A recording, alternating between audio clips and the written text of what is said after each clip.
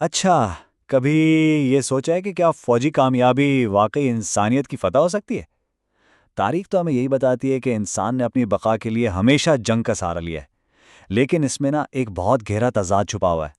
تو آئیے آج اسی تضاد کو ذرا سمجھنے کی کوشش کرتے ہیں۔ اور یہی وہ خیال ہے جو ہماری آج کی پوری گفتگو کا مرکز ہے۔ یہ بات ہمیں یہ سوال کرنے پر مجبور کرتی ہے کہ کیا جنگ کے ذریعے جو طاقت حاصل کی جاتی ہے وہ واقعی جیت ہے، یا پھر یہ کسی بہت گہری، بہت بڑی شکست کا کوئی دوسرا نام ہے؟ تو سب سے پہلے جنگ کے فن کو ہی سمجھ لیتے ہیں۔ عام طور پر تو یہی مانا جاتا ہے کہ یہ ہنر، حکمت عملی اور ٹیکنالوجی کا کھیل ہے، اور یہی وہ چیزیں ہیں جو کسی بھی لڑائی میں فتح کی کنجی سمجھی جاتی ہیں۔ دیکھیں، پرانے وقتوں کی تلواروں سے لے کے آج کی سائبر جنگوں تک یہ سارے عناصر وقت کے ساتھ ساتھ صرف اور زیادہ خطرناک ہوتے گئے ہیں، اور انہیں کامیابی کے لیے بالکل لازمی سمجھا جاتا ہے۔ لیکن سوال یہ ہے کہ کیا یہ واقعی ترقی ہے؟ یہی وہ سوال ہے جو ہمیں کہانی کا دوسرا رخ دیکھنے پر مجبور کرتا ہے۔ یہ سوال ہمیں اس بات پر غور کرنے کی دعوت دیتا ہے کہ یہ جو فوجی ترقیاں ہیں ان کی اصل قیمت کیا ہے۔ اور یہاں آ کر ایک بہت گہرا تضاد سامنے آتا ہے۔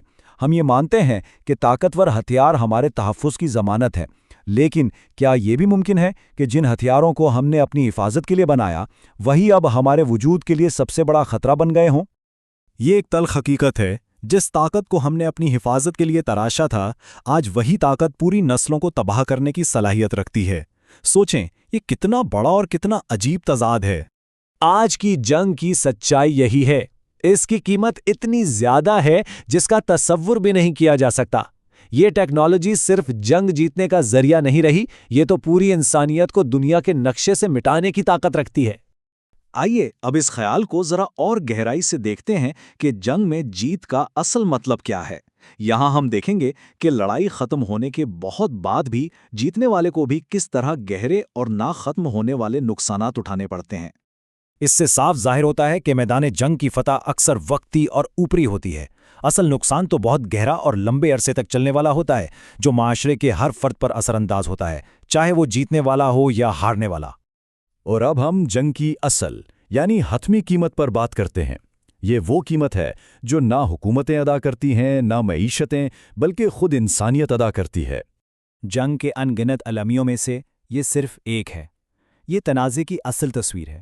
یہ صرف اعداد و شمار نہیں ہے، یہ بکھری ہوئی تباہ حال زندگیاں ہیں۔ انفرادی نقصان سے لے کر پورے معاشرے کی تباہی تک جنگ کی قیمت ہر سطح پر چکانی پڑتی ہے۔ جہاں کل زندگی بستی تھی، وہاں آج صرف ویرانی اور خاموشی ہے۔ جنگ کے جو زخم نظر نہیں آتے، یعنی امید اور خوابوں کی تباہی، وہ اتنے ہی تباہ کن ہوتے ہیں جتنے کہ جسمانی زخم۔ یہ وہ نقصان ہے جسے گناہ نہیں جا سکتا۔ یہ ایک جملہ اس پوری بحث کا نچوڑ ہے۔ جنگ کا اصل شکار کوئی ملک یا فوج نہیں، بلکہ خود انسانیت ہوتی ہے۔ تو اگر جنگ میں جیت ممکن ہی نہیں ہے تو پھر حقیقی فتح کیا ہے؟ یہاں ہم حل اور حتمی نتیجے کی طرف بڑھتے ہیں، جہاں امن کو ہی واحد حقیقی فتح کے طور پر پیش کیا گیا ہے۔ امن کے جو زندگی بخش نتائج ہیں وہ جنگ کی تباہی کے بالکل الٹ ہیں۔ ایک طرف تباہی ہے تو دوسری طرف تعمیر اور زندگی ہے۔ فرق بالکل صاف ہے۔ یہی وہ تعمیری راستے ہیں جو ایک پائیدار مستقبل کی بنیاد رکھتے ہیں۔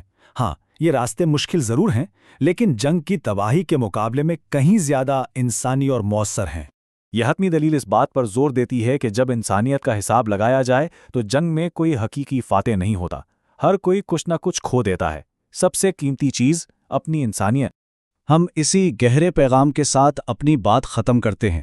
یہ ہمیں طاقت اور انسانیت کے حقیقی معنی پر سوچنے کی دعوت دیتا ہے، اور آخر میں یہ ایک سوال چھوڑ جاتا ہے: ہم تاریخ میں کس حیثیت سے یاد رکھے جانا چاہتے ہیں؟